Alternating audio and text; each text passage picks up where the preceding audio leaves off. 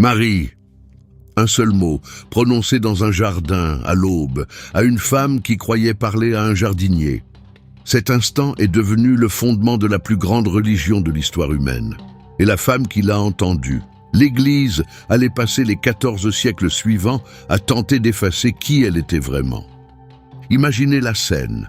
Une jeune femme entre dans une blanchisserie des Madeleines en Irlande. Nous sommes en 1952. Elle a 17 ans et elle est enceinte. Les religieuses lui rasent la tête, lui retirent son nom et la mettent au travail à laver des draps pendant 4 ans. Elle ne reverra jamais son bébé. L'institution qui l'a enfermée portait le nom de Marie-Madeleine, parce que l'Église affirmait que Madeleine était une prostituée. Mais Marie-Madeleine n'a jamais été une prostituée. C'était une erreur commise par un pape dans un seul sermon en 591 après Jésus-Christ. Et il a fallu attendre 2016 pour que le Vatican la corrige officiellement. Entre-temps, 30 000 femmes sont passées par des institutions qui portaient son nom et qui reposaient sur un mensonge. Alors qui était-elle vraiment ? Et que lui est-il arrivé après être devenu la première personne de l'histoire à annoncer la résurrection de Jésus? Voici son histoire méconnue. La vraie Marie-Madeleine, celle qui est réellement décrite dans les évangiles, ne ressemble en rien à la femme inventée par l'Église. Voyons ce que les évangiles nous disent concrètement. Luc, chapitre 8, versets 1 à 3. C'est la première fois que Marie-Madeleine apparaît nommément. Le passage dit que Jésus parcourait les villes et les villages, prêchant et annonçant la bonne nouvelle du royaume de Dieu. Les 12 apôtres étaient avec lui, ainsi que certaines femmes qui avaient été guéries d'esprits mauvais et de maladies. Marie, dite de Magdala, dont 7 démons étaient sortis, Jeanne, femme de Chouza, intendant d'Hérode, Suzanne, et bien d'autres qui les assistaient avec leurs propres biens. C'est tout. Voilà comment elle nous est présentée. Elle venait de Magdala, une ville de pêche prospère sur la rive occidentale du lac de Tibériade. Elle avait été délivrée de 7 démons. Et elle soutenait financièrement le ministère de Jésus avec ses propres moyens. Ce dernier détail est important. Il nous révèle qu'elle avait des ressources. Elle n'était pas dans le besoin, ne vivait pas en marge de la société. C'était une femme aisée qui avait choisi d'utiliser ce qu'elle possédait pour suivre et soutenir Jésus. Maintenant, les 7 démons. Il faut comprendre ce que cela signifiait réellement au 1er siècle. Dans le monde antique, la possession démoniaque servait à expliquer un large éventail de maux, depuis les maladies graves et l'épilepsie jusqu'aux troubles mentaux et aux douleurs chroniques. Le texte ne précise pas ce dont Marie souffrait, seulement que c'était grave. 7, dans la tradition juive, représente la totalité. Donc 7 démons signifiaient probablement qu'elle souffrait de quelque chose de profond et d'envahissant. Et Jésus l'en avait libérée. Les archéologues ont effectivement fouillé Magdala et leurs découvertes nous apprennent beaucoup. La ville possédait une importante industrie de transformation du poisson. Le poisson séché et salé de Magdala était exporté dans tout l'Empire romain. La ville abritait aussi une synagogue, l'une des plus anciennes jamais découvertes en Israël, ornée de remarquables sculptures sur pierre. Ce n'était pas un village perdu, c'était un centre commercial florissant. Si Marie venait de Magdala et disposait de ses propres ressources, elle était probablement issue d'une famille impliquée dans ce commerce prospère du poisson. Mais c'est ce qu'elle a fait ensuite qui rend son histoire exceptionnelle. Cette expérience de libération a clairement transformé sa vie. Elle ne s'est pas contentée de dire merci et de rentrer chez elle. Elle a tout quitté pour le suivre. Elle est devenue l'une de ses disciples les plus dévouées, voyageant avec son groupe à travers la Galilée et la Judée. Et le fait que des femmes accompagnent le groupe d'un rabbin était très inhabituel dans le judaïsme du 1er siècle. Ce n'était pas interdit, mais cela faisait parler. Que Marie-Madeleine ait quitté sa maison, sa communauté, et peut-être ses moyens de subsistance pour suivre un prédicateur itinérant, cela en dit long sur la profondeur de son expérience. Quoi qu'il lui soit arrivé, quoi que ces 7 démons aient représenté, Sa rencontre avec Jésus avait été si transformatrice qu'elle avait réorganisé toute sa vie autour de lui. Elle ne faisait pas que suivre le mouvement. Les 4 évangiles la mentionnent nommément lors de la crucifixion: Matthieu, Marc, Luc et Jean. Dans la plupart de ces récits, elle est citée en premier parmi les femmes présentes. Dans les textes anciens, la personne citée en premier occupait généralement la place la plus importante du groupe. Ce n'était pas un hasard. Les auteurs des évangiles nous communiquaient de quelque chose. Parmi les femmes qui suivaient Jésus, Marie-Madeleine occupait une position de premier plan. Mais ce qui l'a véritablement distinguée, c'est ce qu'elle a fait quand tous les autres se sont effondrés. Car lorsque le moment de crise est arrivé, lorsque les soldats romains ont arrêté Jésus au jardin de Gethsémani, les disciples masculins se sont dispersés. Pierre a nié le connaître à 3 reprises. Judas l'avait déjà trahi, mais Marie-Madeleine est restée. Elle l'a suivi jusqu'à la croix. Elle l'a regardé mourir, et elle était là quand ils ont déposé son corps dans le tombeau. Ce genre de courage vous dit tout ce qu'il faut savoir sur cette femme. Et pour comprendre ce qui s'est passé après la résurrection, il faut ressentir le poids de ce qui l'a précédé. C'est vendredi après-midi à Jérusalem, la fête de la Pâque approche. Jésus a été arrêté, jugé à la fois par les autorités juives et par le gouverneur romain, Ponce Pilate, battu, humilié et condamné à mort par crucifixion. Les disciples qui avaient juré de ne jamais l'abandonner ont fait exactement cela. La crucifixion romaine avait été conçue pour être la forme d'exécution la plus humiliante et la plus douloureuse que le monde antique ait jamais connue. Les Romains voulaient qu'on meure lentement, en public, et sous les yeux de quiconque pourrait envisager de défier leur autorité. Les victimes pouvaient rester suspendues pendant des heures, parfois des jours, suffoquant lentement à mesure que le poids de leur corps rendait la respiration impossible. Et là, debout, à regarder tout cela, il y avait Marie-Madeleine.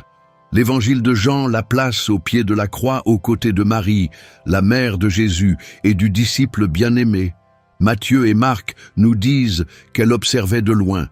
Dans un cas comme dans l'autre, elle était présente. Elle n'a pas fui, elle ne s'est pas cachée. Elle est restée debout et a été témoin de la pire chose qu'elle ait jamais vue arriver à celui qui lui avait rendu la vie. Pensez à ce que cela a exigé d'elle.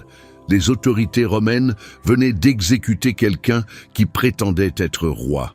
Toute personne associée à cet homme était potentiellement en danger.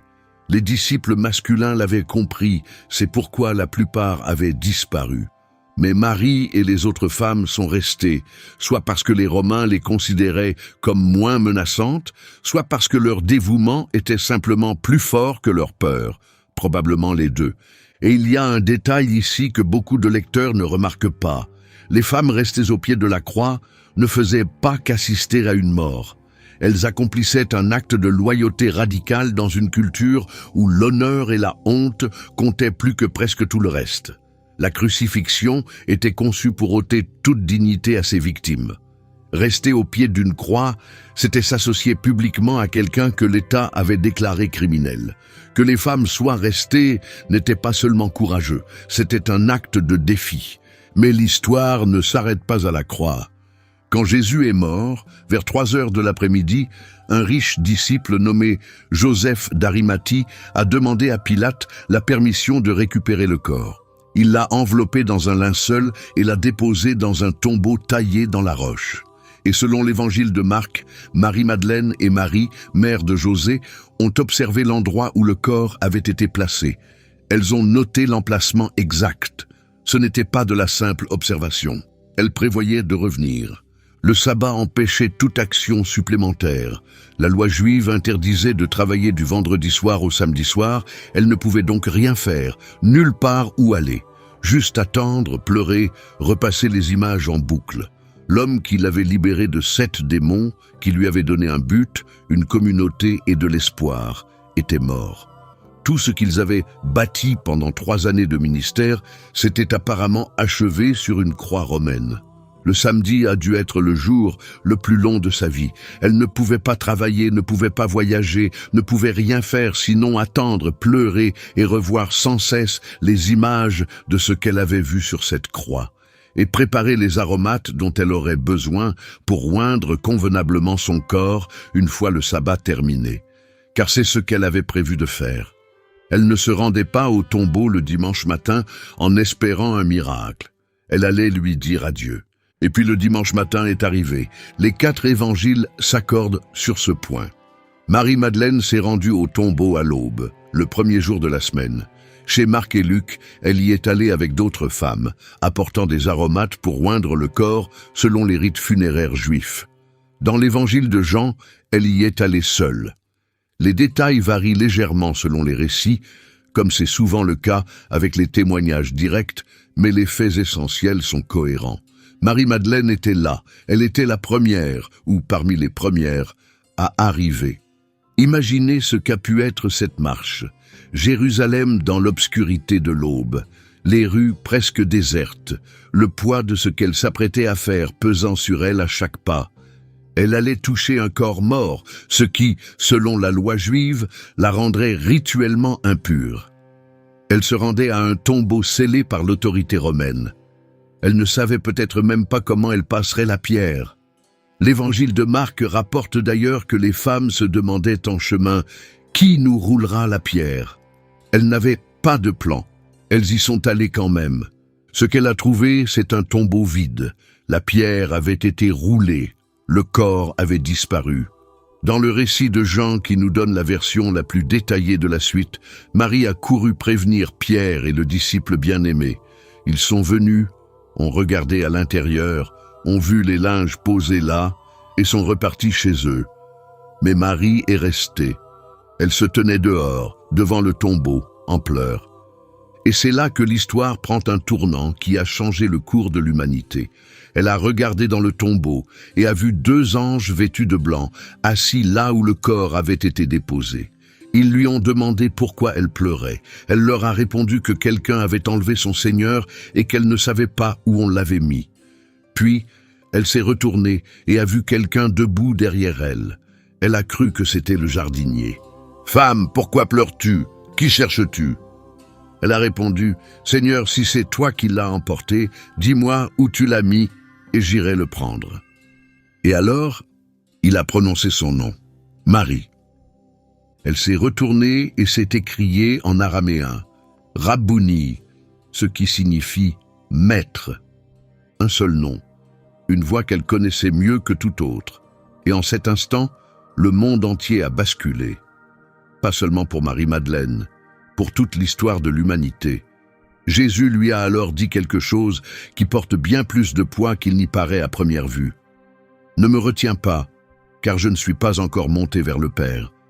Mais va trouver mes frères et dis-leur. Va et dis-leur. » C'était la mission.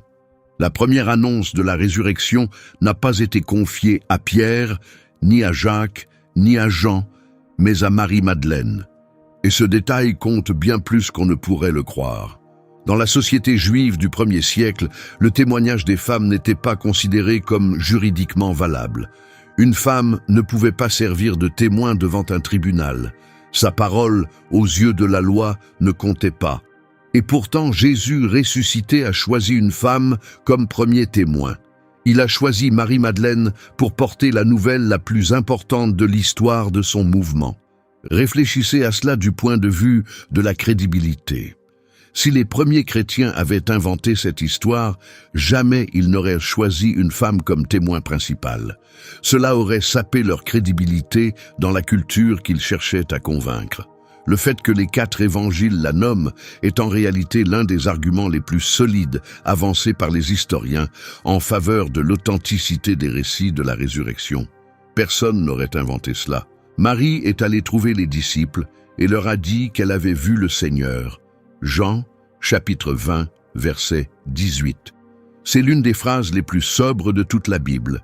Elle est entrée dans une pièce remplie d'hommes terrifiés et leur a annoncé que celui qu'ils avaient vu mourir sur une croix était vivant. Qu'elle lui avait parlé, qu'il lui avait confié un message pour eux. Comment ont-ils réagi? Luc nous le dit clairement. Les apôtres n'ont pas cru les femmes. Leurs paroles leur ont semblé du délire. Pierre s'est levé et a couru au tombeau pour vérifier, mais la réaction initiale a été l'incrédulité. Et on peut presque comprendre pourquoi. Ils avaient assisté à la crucifixion. Ils avaient vu le corps descendre de la croix. Pour eux, c'était fini. Et voilà qu'une femme leur disait le contraire. Mais considérez ce à quoi cette scène ressemble vue de l'extérieur. Les futurs dirigeants de l'Église chrétienne, les hommes qui allaient bâtir la foi qui compte aujourd'hui plus de 2 milliards de fidèles, se cachaient dans une pièce, paralysés par la peur. Et la personne qui leur a apporté la nouvelle qui allait tout changer, le message qui est devenu le fondement même du christianisme, c'était Marie-Madeleine. Mettez-vous à sa place un instant. Elle avait assisté à la crucifixion. Elle avait passé le sabbat dans le chagrin. Elle s'était rendue au tombeau, en pensant oindre un corps sans vie. Au lieu de cela, elle avait rencontré le Christ ressuscité, reçu une mission, et maintenant les gens à qui elle l'annonçait ne la croyaient pas. Cela demande une force de caractère particulière. La même dont elle avait déjà fait preuve en restant au pied de la croix quand tous les autres étaient partis. Le titre d'Apostola Apostolorum, l'apôtre des apôtres, a été utilisé pour la première fois par le père de l'Église Hippolyte de Rome au IIIe siècle. Il a ensuite été repris par d'autres théologiens, dont le grand penseur médiéval Thomas d'Aquin. Ce titre reconnaissait ce que l'Église avait compris depuis le tout début. Le rôle de Marie-Madeleine au matin de Pâques a été fondateur pour tout ce qui a suivi. Mais c'est ici que le récit biblique commence à se raréfier. Et ce qui comble le silence est encore plus fascinant que ce qui précède. Après les apparitions de la résurrection, Marie-Madeleine disparaît pratiquement du Nouveau Testament. Elle n'est pas mentionnée dans les Actes des Apôtres. Elle n'est citée dans aucune des lettres de Paul. La dernière fois que nous la voyons dans les Écritures, c'est dans ces récits de la résurrection. Pour une figure aussi importante, ce silence est assourdissant. Réfléchissez. Les Actes des Apôtres mentionnent des dizaines de personnes par leur nom. Les lettres de Paul citent des collaborateurs, des soutiens et des missionnaires ville après ville. Mais la femme qui a annoncé la résurrection? Pas un mot. Certains historiens estiment que ce silence est révélateur en soi. L'Église primitive évoluait dans la culture patriarcale de l'Empire romain et une femme occupant un rôle de premier plan a pu être délibérément minimisée dans les archives officielles, alors que l'Église cherchait à gagner en respectabilité et en autorité institutionnelle. D'autres pensent que Marie-Madeleine a simplement vécu le reste de sa vie dans la discrétion, sans rien de notable à rapporter. Nous ne savons pas. Et cette incertitude a occupé les historiens, les théologiens et les conteurs pendant 2000 ans. Où est-elle allée? Qu'a-t-elle fait? Comment a-t-elle passé les décennies entre la résurrection et sa mort? Les écritures canoniques ne répondent pas à ces questions.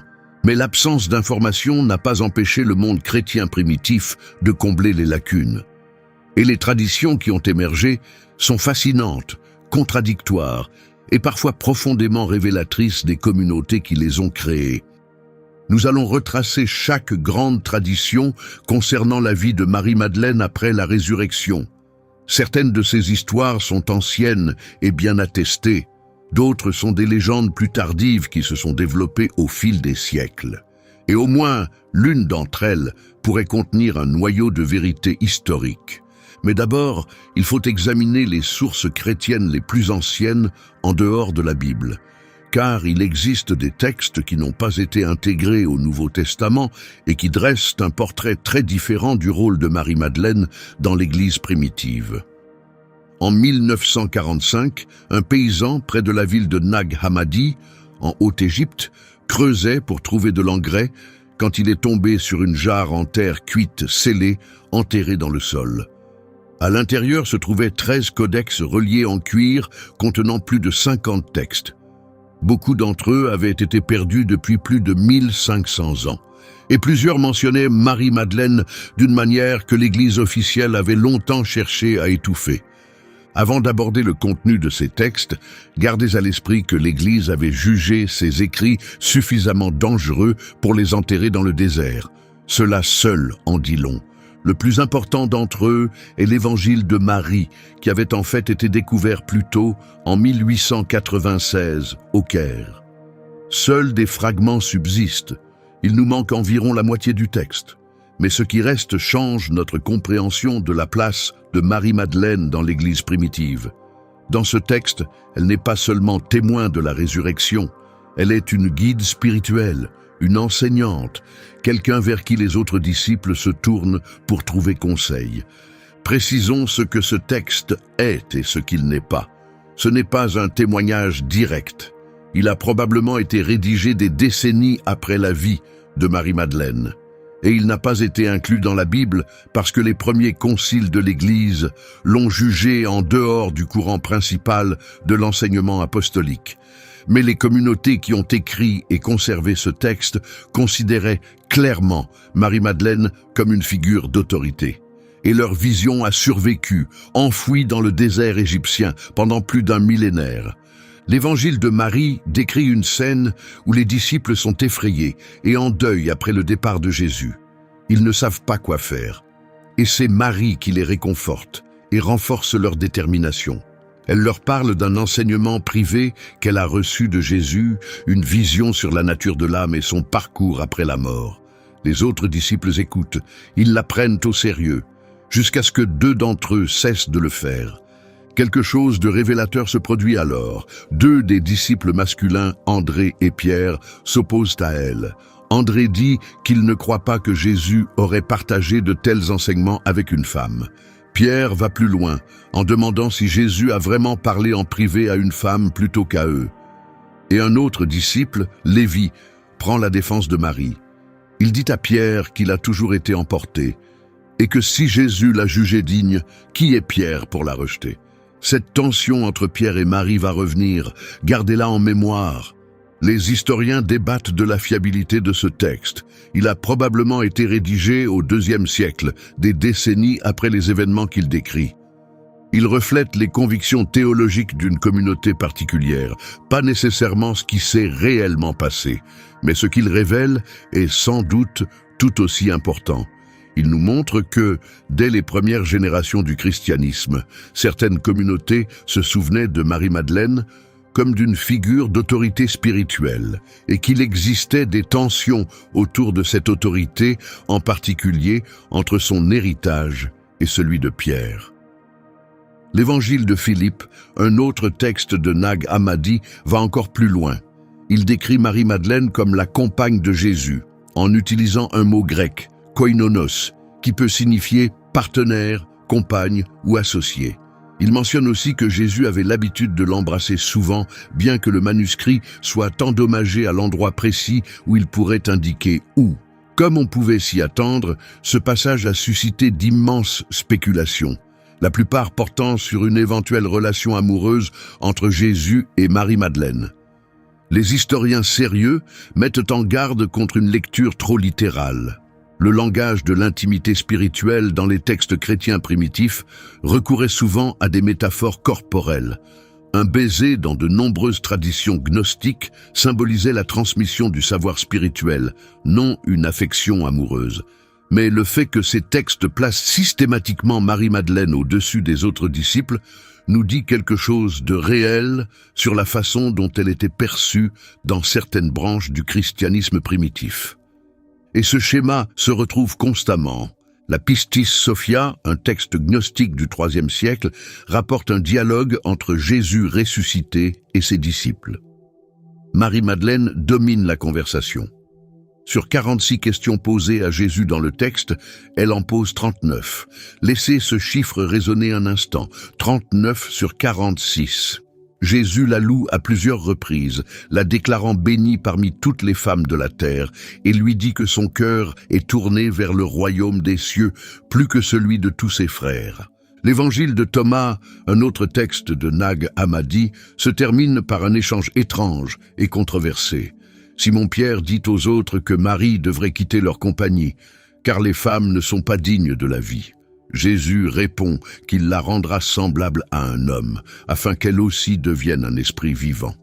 Les historiens débattent de la signification de ce passage depuis des décennies. Certains y voient le reflet de l'idée gnostique selon laquelle la perfection spirituelle transcende le genre. D'autres y voient la preuve d'un conflit réel entre la faction de Pierre et les disciples de Marie.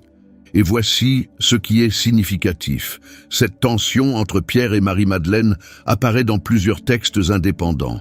L'évangile de Marie, l'évangile de Thomas, la Pistis Sophia. Ces textes ont été rédigés par des communautés différentes à des époques différentes. Le fait qu'ils préservent tous le même conflit suggère qu'ils reflètent un souvenir authentique de rivalité au sein du mouvement chrétien primitif. Ce que tous ces textes laissent entendre, que l'on accepte ou non leur exactitude historique, c'est que l'influence de Marie-Madeleine dans le mouvement chrétien primitif était suffisamment importante pour engendrer sa propre tradition. Elle n'était pas une figure secondaire tombée dans l'oubli.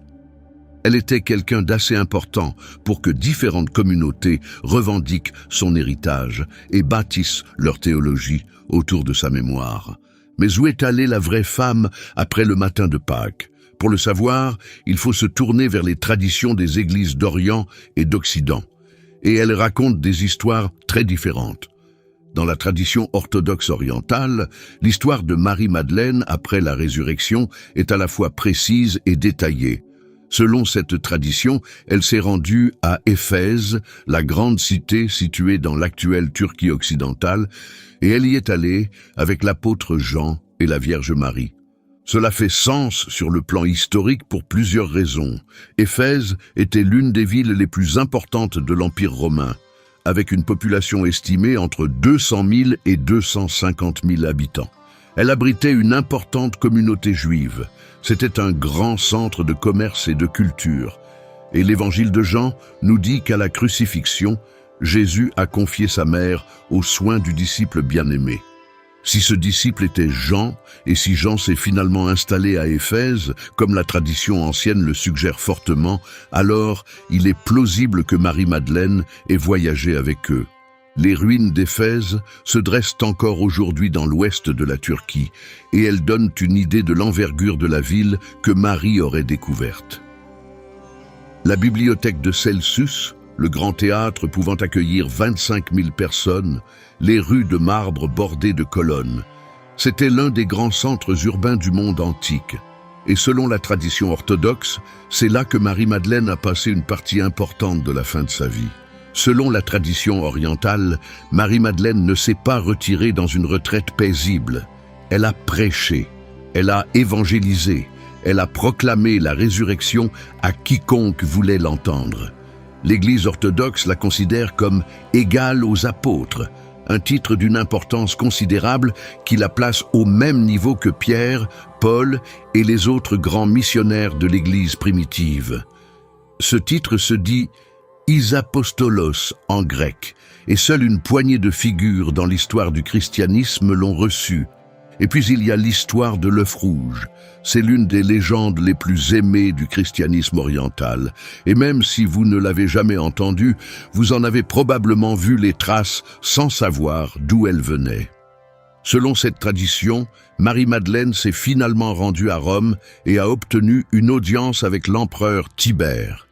Elle est venue lui parler de la résurrection de Jésus. Elle a levé un œuf, symbole de vie nouvelle, et a déclaré que le Christ était ressuscité des morts.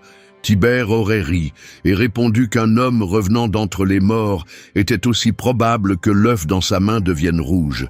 Et selon la légende, l'œuf dans sa main est aussitôt devenu d'un rouge vif. Que cela se soit réellement produit ou non, cette histoire est devenue le fondement de la tradition orthodoxe de teindre les œufs en rouge à Pâques. Quand vous voyez des œufs rouges lors d'une célébration de Pâques orthodoxe, ils représentent le témoignage de Marie-Madeleine devant l'empereur romain. Cette pratique est attestée depuis plus de 1000 ans. Alors, la prochaine fois que vous verrez un œuf de Pâques rouge, vous contemplerez une tradition qui remonte directement à Marie-Madeleine. La tradition orientale affirme également qu'elle a poursuivi son œuvre missionnaire à travers toute la Méditerranée orientale. Certains récits la situent dans des régions de la Turquie actuelle, d'autres dans des contrées plus à l'est. Le fil conducteur est qu'elle était active, qu'elle prêchait et qu'elle était reconnue comme une voix faisant autorité dans l'Église primitive. Selon la tradition orientale la plus répandue, Marie-Madeleine est finalement morte à Éphèse et y a été enterrée. Ses reliques ont ensuite été transférées à Constantinople en l'an 886 sous l'empereur Léon VI. Le transfert de reliques était un événement majeur dans le monde médiéval, signe de l'importance qu'elle revêtait pour la foi. Le monastère de Simonos Petra sur le mont Athos en Grèce prétend posséder la main gauche incorrompue de Marie-Madeleine. Selon les moines, c'est la main même qui a touché le Christ ressuscité dans le jardin. Que l'on y croit ou non, le fait que l'une des communautés monastiques les plus anciennes et les plus prestigieuses de la chrétienté vénère une telle relique en dit long sur la place que l'Église d'Orient accorde à Marie-Madeleine. Elle n'est pas une note de bas de page, elle est au cœur de la foi. Et il y a un autre détail de la tradition orientale qui mérite attention. Dans certains récits, la prédication de Marie-Madeleine était directe et sans peur. Elle ne se contentait pas de partager l'Évangile en privé. Elle affrontait directement les empereurs et les gouverneurs. L'histoire de son audience avec l'empereur Tibère, aussi légendaire soit-elle, reflète le souvenir d'une femme qui n'a jamais eu peur de dire la vérité aux puissants. Elle l'avait fait au tombeau lorsqu'elle avait parlé aux apôtres incrédules. Et selon ses traditions, elle a continué à le faire pour le reste de sa vie. L'Église d'Orient a toujours maintenu une distinction claire entre Marie-Madeleine et la femme pécheresse du chapitre 7 de Luc. Elles n'ont jamais confondu les deux. Cette erreur a été exclusivement un phénomène occidental. Dans la tradition orthodoxe, Marie-Madeleine a toujours été honorée comme une disciple fidèle, une prédicatrice courageuse et une sainte du plus haut rang. Mais la tradition occidentale raconte une toute autre histoire sur l'endroit où elle s'est rendue après la résurrection. Et elle met en scène un bateau, une tempête et la côte sud de la France. La tradition occidentale concernant Marie-Madeleine est l'une des légendes les plus spectaculaires et les plus durables de toute la chrétienté. Et elle a pour cadre une destination inattendue, le sud de la France. Selon cette tradition, devenue extrêmement populaire au Moyen-Âge, Marie-Madeleine faisait partie d'un groupe de premiers chrétiens persécutés en Terre Sainte après la résurrection. Ils ont été placés dans un bateau sans rame ni voile et abandonnés à la dérive sur la mer Méditerranée.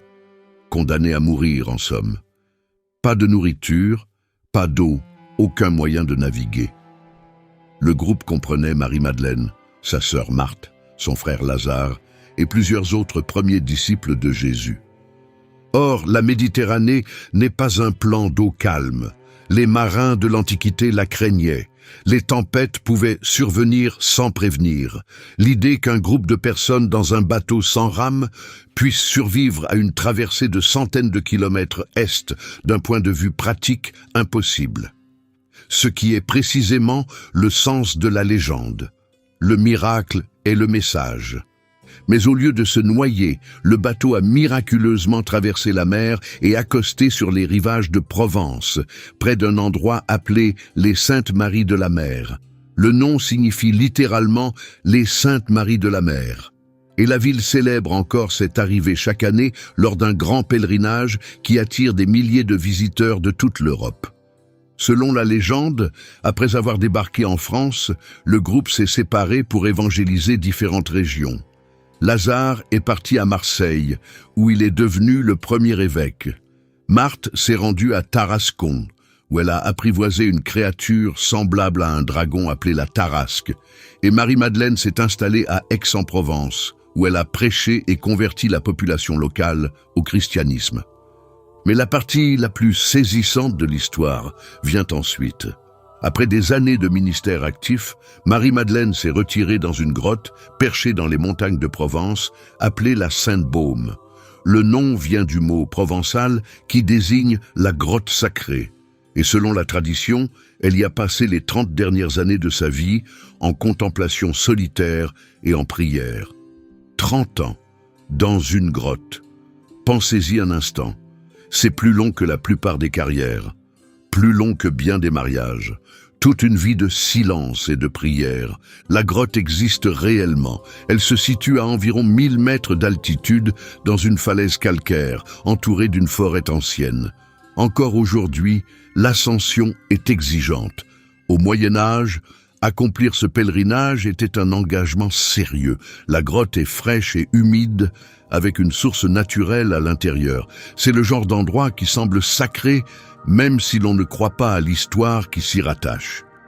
La légende raconte qu'elle ne mangeait rien, entièrement nourrie par des anges qui l'élevaient 7 fois par jour pour écouter une musique céleste. Ses vêtements ont fini par se désagréger et elle n'était plus couverte que par ses longs cheveux. Les artistes médiévaux adoraient cette image et elle est devenue l'une des représentations les plus courantes de Marie-Madeleine dans l'art occidental. Une femme pénitente, à peine vêtue, seule dans une grotte, soutenue par la grâce divine. Des centaines de tableaux, de Titien à Ribera, en passant par la célèbre sculpture de Canova, dépeignent exactement cette scène. Soyons clairs sur les preuves historiques de cette histoire.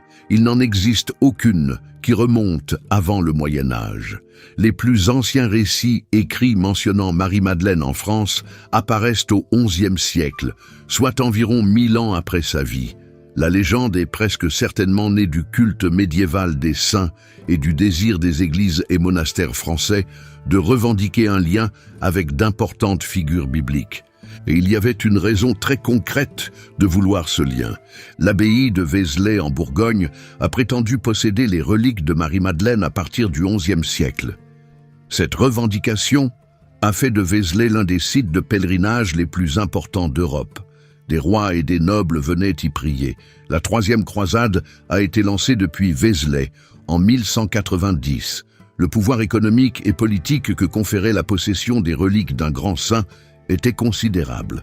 Le flux de pèlerins signifiait argent, influence et prestige.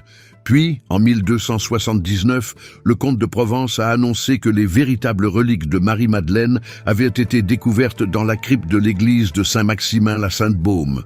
Cela remettait directement en cause la revendication de Vézelay et redirigeait le flux de pèlerins et les revenus vers la Provence. 2 régions se disputant les ossements d'une femme ayant vécu plus de 1000 ans auparavant. La querelle des reliques est devenue un litige majeur qui est allé jusqu'au pape. En 1295, le pape Boniface VIII a tranché en faveur de la Provence et déclaré authentiques les reliques de Saint-Maximin. La basilique est devenue l'une des églises les plus importantes de France et elle reste un lieu de pèlerinage majeur encore aujourd'hui. Le crâne que l'on croit être celui de Marie-Madeleine est conservé dans un reliquaire doré dans la crypte de la basilique. Les pèlerins font encore la queue pour le voir. Une bande de ce que l'on dit être sa peau est visible sur le front, préservée depuis plus de 7 siècles. Tout cela est-il historiquement vrai? Presque certainement pas, du moins pas au sens littéral. Rien ne prouve que Marie-Madeleine se soit jamais rendue en France. Aucun test d'ADN sur les reliques n'a jamais été réalisé, ou du moins jamais rendu public. Les premières communautés chrétiennes en Gaule ne la mentionnent pas. Les légendes apparaissent précisément au moment où elles sont devenues utiles sur le plan politique et économique. Mais la puissance de cette histoire nous révèle quelque chose d'important sur la façon dont Marie-Madeleine était perçue. Même dans une tradition qui la confondait avec une pécheresse repentie, elle demeurait une figure d'immense autorité spirituelle. Les légendes françaises lui ont accordé 30 ans de prière contemplative. Elles ont fait d'elle une prédicatrice qui a converti toute une région. Elles ont affirmé que les anges eux-mêmes la soutenaient. Quoique ces récits soient par ailleurs, ils témoignent de la profonde vénération que le monde médiéval portait à cette femme. Et cette tradition est toujours bien vivante. Chaque année, des milliers de pèlerins gravissent la montagne jusqu'à la grotte de la Sainte-Baume.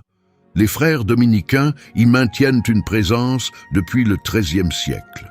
Pour les fidèles qui font ce voyage, peu importe que la Marie-Madeleine historique ait réellement vécu dans cette grotte, ce qui compte, c'est ce que le lieu représente, une vie entièrement consacrée à la dévotion. L'influence des légendes françaises s'étend bien au-delà de la Provence. Marie-Madeleine est devenue l'une des saintes les plus populaires de toute l'Europe médiévale. Plus de 100 églises lui étaient dédiées rien qu'en Angleterre avant la Réforme. Le Magdalen College d'Oxford, l'un des collèges les plus prestigieux au monde, porte son nom. Tout comme le Magdalen College de Cambridge. Le mot anglais Magdalene, qui signifie larmoyant et sentimental, dérive en fait de son nom, de la façon dont elle était représentée en pleurs dans l'art médiéval. Même la langue anglaise porte son héritage. Son histoire est aussi devenue un thème central de l'art européen. De Donatello à Caravage, en passant par le Gréco, les plus grands artistes de la tradition occidentale ont peint Marie-Madeleine encore et encore. Elle a été représentée plus souvent que presque toute autre sainte. L'image d'elle seule dans la grotte, les cheveux dénoués, le regard tourné vers le ciel, est devenue l'une des images emblématiques de la dévotion chrétienne. Même si les détails historiques étaient erronés, la vérité émotionnelle d'une femme transformée par une rencontre divine a traversé les siècles et les cultures.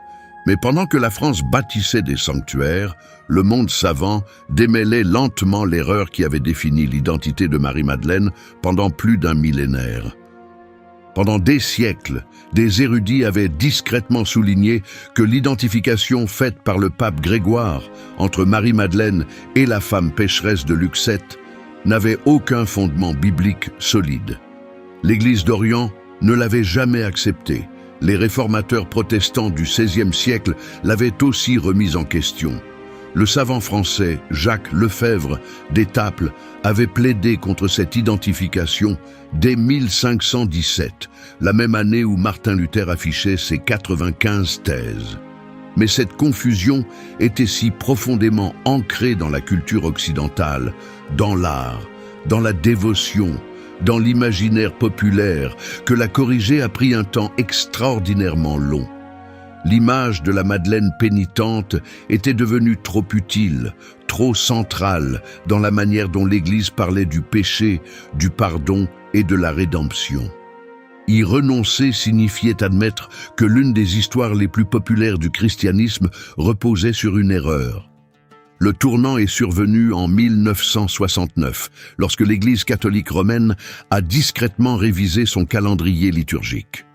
Dans le nouveau calendrier, la fête de Marie-Madeleine le 22 juillet ne l'identifiait plus ni à la femme pécheresse, ni à Marie de Béthanie. Les trois femmes étaient enfin reconnues comme des personnes distinctes. Après près de 1400 ans, l'Église corrigeait officiellement l'erreur de Grégoire. 14 siècles pour rectifier un seul sermon. Et cela s'est fait si discrètement que la plupart des catholiques ne l'ont même pas remarqué. Mais le moment le plus important est venu des décennies plus tard. En juin 2016, le pape François a élevé la célébration liturgique de Marie-Madeleine du rang de mémoire à celui de fête. Cela peut sembler un changement technique mineur, mais dans la pratique liturgique catholique, c'était significatif.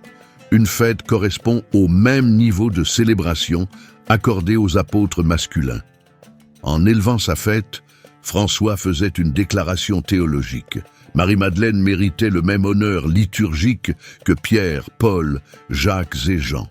Le décret accompagnant cette décision la qualifiait explicitement d'apôtre des apôtres. Ce titre ancien, utilisé pour la première fois par Hippolyte au IIIe siècle, était désormais officiellement approuvé par le Vatican. L'Église disait enfin publiquement ce que les évangiles avaient toujours montré. Marie-Madeleine n'était pas une pécheresse repentie qui suivait les disciples. Elle était une figure de premier plan, un témoin et une apôtre à part entière. L'archevêque Arthur Roche, qui a présenté le décret, a déclaré que cette décision visait à refléter plus profondément la dignité des femmes, la nouvelle évangélisation et la grandeur de la miséricorde divine. Ce sont des mots diplomatiques, mais le sens sous-jacent était clair. L'Église reconnaissait qu'elle s'était trompée pendant très longtemps. Et les conséquences de cette erreur n'étaient pas seulement théologiques, elles étaient réelles et dévastatrices. Pendant des siècles, Marie-Madeleine a été la sainte patronne des femmes déchues. Les institutions destinées à réformer les prostituées s'appelaient Maison de la Madeleine, Blanchisserie de la Madeleine, Asile de la Madeleine. En Irlande, les blanchisseries de la Madeleine sont devenues tristement célèbres pour les maltraitances infligées à des femmes enfermées, contraintes au travail forcé non rémunéré et traitées comme des pécheresses simplement parce qu'elles étaient enceintes, célibataires ou jugées immorales par la société. Ces institutions tiraient à leur nom même de la fausse idée selon laquelle Marie-Madeleine était une prostituée.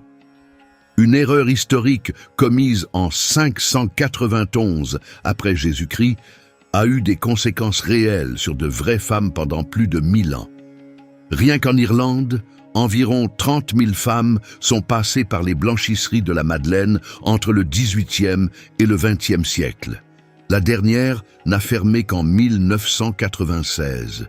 Ces femmes étaient enfermées, contraintes à laver du linge sans être payées et considérées comme moralement irrécupérables. Beaucoup ont été enterrées dans des fosses communes anonymes. En 2013, le gouvernement irlandais a présenté des excuses officielles pour le rôle de l'État dans les blanchisseries de la Madeleine. Ces excuses ont reconnu ce que les survivantes savaient depuis toujours. Ces institutions étaient fondées sur la cruauté, non sur la miséricorde, et la femme dont elles portaient le nom aurait été horrifiée par ce qui avait été fait en son nom. La correction de l'erreur de Grégoire ne relève pas seulement de l'érudition biblique. Elle compte parce qu'une fausse histoire concernant une seule femme a façonné la souffrance de milliers d'autres à travers les siècles. Rétablir la vérité historique a des conséquences réelles. Aujourd'hui, le consensus des historiens est clair. Marie-Madeleine était une femme juive originaire de la ville de Magdala. Elle a été guérie par Jésus d'un mal grave décrit comme « 7 démons ». Elle est devenue l'une de ses disciples les plus dévouées. Elle a soutenu son ministère financièrement. Elle était présente à la crucifixion et au tombeau. Elle a été le premier témoin de la résurrection. Et elle a été chargée par le Christ ressuscité d'annoncer cette résurrection aux autres disciples. Tout le reste, l'étiquette de prostituée, la relation amoureuse avec Jésus, la grotte en France, appartient au domaine de la tradition et de la légende tardive. Nous avons commencé cette histoire avec une femme marchant vers un tombeau à l'aube, s'attendant à la mort, trouvant la vie et recevant la mission d'aller partager ce dont elle avait été témoin avec ceux qui avaient le plus besoin de l'entendre. À bien des égards, cet instant au tombeau résume toute l'histoire. Pas seulement celle de Marie-Madeleine, mais le sens même de la résurrection.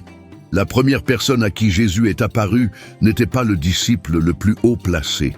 Ce n'était pas celui qui avait les meilleures relations ou la voix la plus forte. C'était celle qui s'était présentée, celle qui était restée quand les autres étaient partis. Celle qui s'était rendue au tombeau alors qu'il n'y avait plus aucune raison d'espérer.